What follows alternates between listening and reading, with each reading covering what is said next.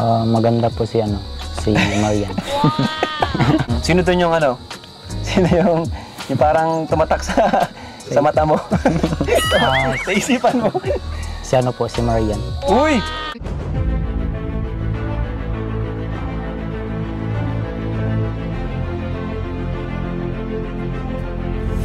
Ayun, shoutout guys. Muli, welcome to my YouTube channel.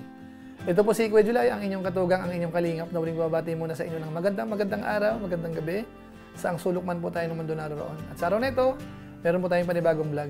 Pag-usapan po natin yung patungkol po kay Edward, yung isa po sa kambal na kung saan talaga nag-trending po yan sa Team Kalingap at saka po sa programa ho ni Jessica Soho, itong nakaraan lang. Tapos siyempre ho nung mga nakaraan, na-highlight din po si Edwin dahil nga po parang magiging escort ho ni Pau, yung anak po ni Kuya Bal Santos Matubang.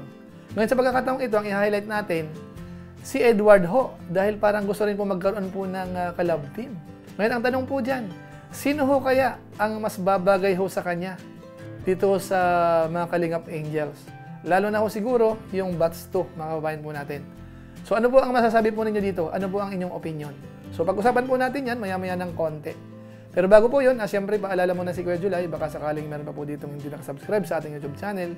Huwag po natin kalimutan, Julay Paunil. Tapos pakipindot lang po yung notification bell button para lagi po tayong updated sa aking mga video upload. So maraming salamat po sa inyo.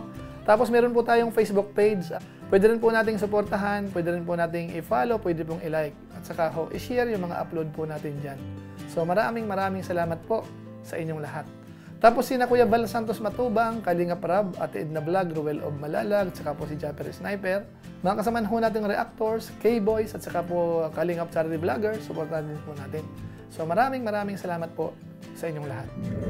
Ngayon tuloy na po tayo, pag-usapan na po natin. Ito pong patungkol kay Edward, na sa ngayon nga po ay sikat na po sila. Kung inyong maalala, nung nakaraan, na-feature po sila sa KMJS, So marami hong nanood, talagang viral po.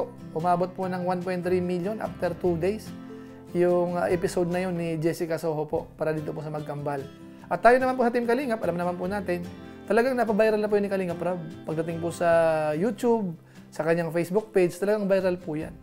Sa Facebook page, ilan yung natatandaan natin? 7 million views, mahigit. Tapos sa YouTube naman po, mga million views din po yung ilan sa mga vlog niya. Tapos ngayon nga po, si Edwin, parang magiging escort nga po ni Pau. Nung nakaraang vlog po, talagang maraming sumuporta base sa mga comment.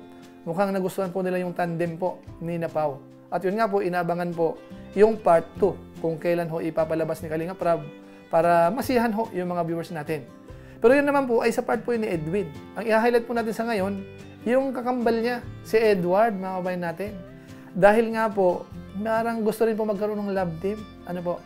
Ngayon, bago po natin puntahan yung part na kung saan parang meron po siyang gustong maka-love team niya po, pag-usapan po muna natin itong patungkol ho sa mga angels, yung Batch 2 ho. Dahil napansin po natin, magaganda rin po sila.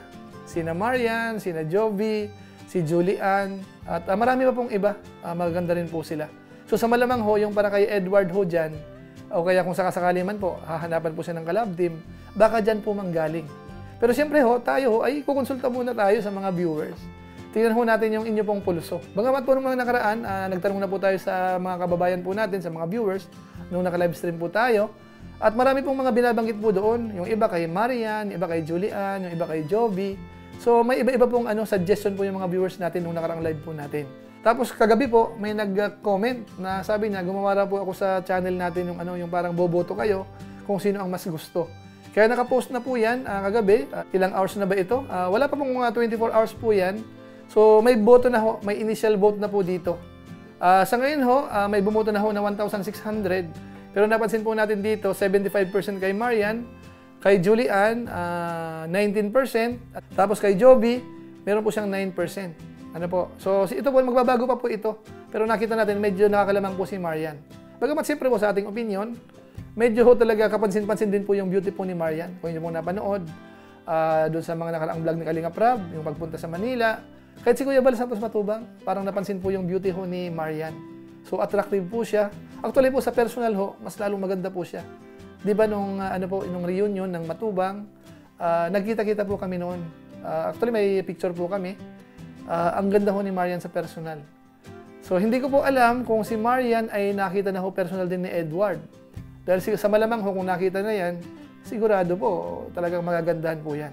Pero ang kaya naman po dyan mga kabayan natin, kung nakita man or hindi, doon po sa last vlog po ni Kalingap Rab, meron hong napipili si Edward na gusto niyang makapareha. Siguro ho, mas maganda, panoorin po natin nung dumating po si Kalingap Rab, tapos hanggat sa maitanong po si Edward patungkol po sa bagay na yan. Bro, Edward, kumusta?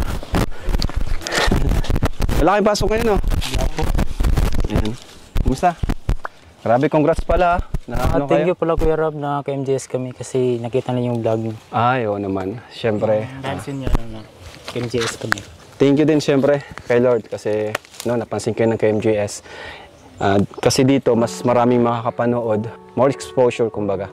Ngayon, interview naman namin kayo maliban doon sa KMJS, ano? Sa mga personal life nyo ba? So, yun nga, napanood nyo ba yung namin, mga vlog, nitong mga nakaraan? Mga Kalingap Angels, Batch 2, kilala nyo sila? Napanood nyo? Opo. Napanood nyo? Ikaw, Edward, napanood mo yung Kalingap Angels Batch 2, nagkita-kita sila? Yes, napanood. Sino doon yung Sino yung parang tumatak sa mata mo? Sa isipan mo?